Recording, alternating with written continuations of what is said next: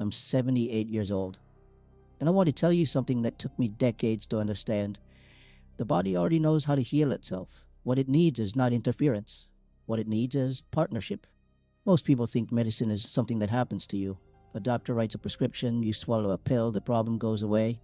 That's the model we've all been handed. And for 60 years of my life, I accepted it without question. I took what I was given. I trusted the system. And the system gave me side effects, dependency, and a growing list of conditions that somehow multiplied the more pills I added. I'm not saying modern medicine has no place. I'm saying that somewhere along the way we forgot something ancient, something our grandparents knew without being taught, something that grew in backyards and forests and kitchens long before a single pharmaceutical patent was ever filed. What I want to share with you today is not rebellion, it's remembrance. Let's start with garlic, because garlic is where most people think the conversation begins and ends. Raw garlic, 1 clove a day, changed my blood pressure more than the medication I was on for 11 years. And most people hear that and think it's about allicin, the sulfur compound that's released when you crush or chew the clove. That's the surface. But it goes deeper than that. Garlic is a prebiotic. It feeds the beneficial bacteria in your gut. And your gut is where 70% of your immune system lives. So when you eat garlic regularly, you're not just getting a cardiovascular benefit, you're restructuring the ecosystem inside you. The blood pressure drops because inflammation drops. The inflammation drops because your gut microbiome shifts. That shift affects your mood, your sleep, your hormonal signaling. 1 clove. Every day. The ripples are extraordinary. And here's what most people miss about garlic. Cooking it destroys most of the active compounds. You have to crush it and let it sit for 10 minutes before any heat touches it. That 10-minute window activates the enzymatic reaction that produces allicin. Skip it, and you've got flavor, not medicine. Our ancestors crushed garlic into poultices, into raw preparations, into fermented pastes. They didn't saute it first. They understood something we lost when we started optimizing for taste over function. Now let's talk about ginger, because ginger is not just for nausea. I was given 3 different medications for inflammatory arthritis over the course of 15 years. None of them worked without cost. Joint damage from one, stomach lining erosion from another, elevated liver enzymes from the third. Then I started taking fresh ginger root, grated, about a thumb's worth, steeped in hot water twice a day. Within 2 months, the swelling in my knuckles had reduced by what I can only describe as half. The research on gingerols and shogols shows they inhibit the same inflammatory pathways as common NSAIDs, but without the gastrointestinal destruction, without the cardiovascular risk. But the real power of ginger isn't just its anti-inflammatory action. It's its effect on prostaglandins. Prostaglandins are signaling molecules that regulate pain, fever, and cellular inflammation. Most pharmaceutical pain management works by blocking prostaglandin synthesis. Ginger does the same thing. The difference is that ginger also stimulates circulation, which brings repair cells to inflamed tissue. So while a drug turns down the alarm, ginger turns down the alarm and sends the fire department. That distinction matters more than anyone in a white coat ever told me. Now go deeper into the medicine cabinet your grandparents kept, and you find raw honey. Not the bear-shaped plastic bottle on the grocery shelf. Raw, unprocessed, ideally local honey. I had recurring chest infections, every winter, like clockwork. Antibiotics every time. And every time my gut paid a price, then I started taking a tablespoon of raw honey with a pinch of black seed before bed. The infection stopped, not reduced, stopped. And I want to explain why, because this is where it gets profound. Raw honey contains hydrogen peroxide at very low therapeutic levels. It contains propolis, which bees collect from tree resins specifically for its antimicrobial properties. It contains B. defensin 1, an antimicrobial peptide. And critically, honey creates an osmotic environment that is physically hostile to bacterial growth. No bacteria can develop resistance to osmotic pressure. That's the hidden truth. We've spent billions developing antibiotics that bacteria can and do evolve around. Honey kills bacteria through a mechanism that is fundamentally mechanical, not chemical. Bacteria cannot become immune to dehydration. This is why honey has been used on wounds for thousands of years. This is why it works when everything else stops working. And here's what most people miss about honey in the context of the respiratory system. It coats and soothes the mucosal lining in a way that thins mucus and creates a hostile environment for pathogens before they can establish a foothold. It's not treatment, it's prevention through environmental management. Let me tell you about turmeric, because turmeric deserves more than the casual mention it gets in wellness circles. I was diagnosed with early stage cognitive decline at 71.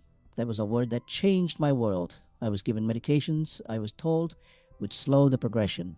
I took them for a year. The side effects were severe enough that I stopped. And I started researching what actually happens in the brain during neuroinflammation, which is the underlying mechanism in most age related cognitive deterioration. Curcumin, the active compound in turmeric, crosses the blood brain barrier. Very few substances do. And once inside the brain, it inhibits the formation of the amyloid plaques that are associated with cognitive decline. It also upregulates BDNF's brain derived neurotrophic factor, which is essentially fertilizer for neurons. It promotes neurogenesis. The brain, contrary to what we were told for most of the 20th century, can grow new neurons at any age. Curcumin helps that process. I take it daily with black pepper because piperine in black pepper increases curcumin absorption by over 1,000%. Without that combination, most of it passes through unabsorbed. 3 years after stopping those medications and starting this protocol, my cognitive tests improved. My doctor, to her credit, called it unusual but encouraging. I called it what it was, the body responding to what it needed. Now let's go somewhere most people don't expect: apple cider vinegar. Not for weight loss the way it's marketed now, for blood sugar. I had blood sugar readings that were pushing me toward a type 2 diabetes diagnosis. 1 tablespoon of raw apple cider vinegar and water before my 2 largest meals of the day changed my fasting glucose numbers within 6 weeks. The mechanism is acetic acid, which slows gastric emptying and reduces the rate at which carbohydrates are broken down and absorbed. This blunts the blood sugar spike, but it also increases insulin sensitivity at the cellular level by improving the signaling pathways that allow glucose to enter cells more efficiently. You're not just slowing sugar absorption, you're making your cells better at using the sugar they receive. And here's the deeper layer. Acetic acid promotes the growth of specific gut bacteria that produce short-chain fatty acids, particularly butyrate, which is the primary fuel source for the cells that line your colon. A healthy colon lining means a stronger gut barrier. A stronger gut barrier means less systemic inflammation. Less systemic inflammation means better blood sugar regulation, better hormonal signaling, better sleep, better mood. Everything connects. Nothing in the body is isolated, and that's the lesson pharmaceutical medicine has struggled most to integrate. I want to tell you about elderberry because I think it's misunderstood in a critical way. People take elderberry syrup when they feel a cold coming on and expect it to work like a drug. It doesn't work that way. Elderberry doesn't attack viruses. It modulates your immune response. Specifically, it inhibits the enzyme that viruses use to penetrate cell walls. Without that enzyme, a virus cannot enter a cell. It floats harmlessly until your immune system clears it. This is why elderberry works best before and at the very beginning of illness, not after the virus has already established itself inside your cells. The real power is that elderberry also contains anthocyanins that are deeply anti-inflammatory and that support the production of cytokines, the signaling proteins that coordinate your immune response. It doesn't just block entry, it prepares the immune army. Daily use, small amounts during cold and flu season, is not folk tradition, it's immunological strategy. Then there is magnesium, which is technically a mineral, not a remedy, but which I include because its deficiency is epidemic and its absence is at the root of conditions I was given prescriptions for: muscle cramps, insomnia, anxiety, heart arrhythmias. I was given separate medications for 3 of those 4. When I started supplementing with magnesium glycinate, all 4 resolved within a month. Magnesium is involved in over 300 enzymatic reactions in the body. It regulates the nervous system. It governs muscle contraction and relaxation. It modulates the stress response. Most people are chronically depleted because our soil is depleted, because stress burns through magnesium rapidly, because caffeine and alcohol increase urinary excretion. And the final layer, the one that ties all of this together, is this: these remedies work not because they're magic, but because they're information. The body is an information processing system. Every compound you put into it sends signals. Signals to produce enzymes, to regulate hormones, to activate repair mechanisms, to calm inflammatory cascades. Pharmaceutical drugs send very loud, very narrow signals. They force a single outcome. Natural remedies send complex, layered signals that the body knows how to interpret and integrate.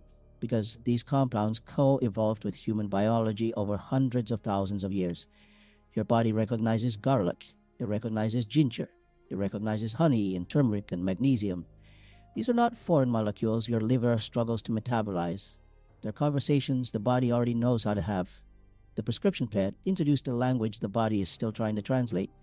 What I'm asking you to do is not to abandon your doctor, is to start asking more questions, is to understand that the pharmacy your grandparents relied on grew out of the ground, and it worked, and it still works. You deserve to know why. I spent my 60s chasing diagnoses. My 70s have been about something different. They've been about understanding the terrain, not just fighting the symptoms. The mountain doesn't move because you argue with it. It yields when you learn its contours.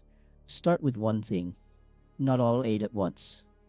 The temptation when you discover something like this is to overhaul everything simultaneously. Resist that. The body needs time to recalibrate. Too much change at once makes it impossible to understand what is working and why. Pick the one that speaks to your most pressing concern. If your joints ache, begin with ginger. If your sleep is broken, begin with magnesium. If your immune system feels fragile, begin with elderberry and honey. Give it 60 days of consistency before you judge it. The body doesn't respond to intermittent curiosity. It responds to commitment. And as you begin to feel the difference, as the swelling reduces, as you sleep through the night, and as the anxiety loosens its grip, pay attention to that shift, not just in your body, but in your understanding of it.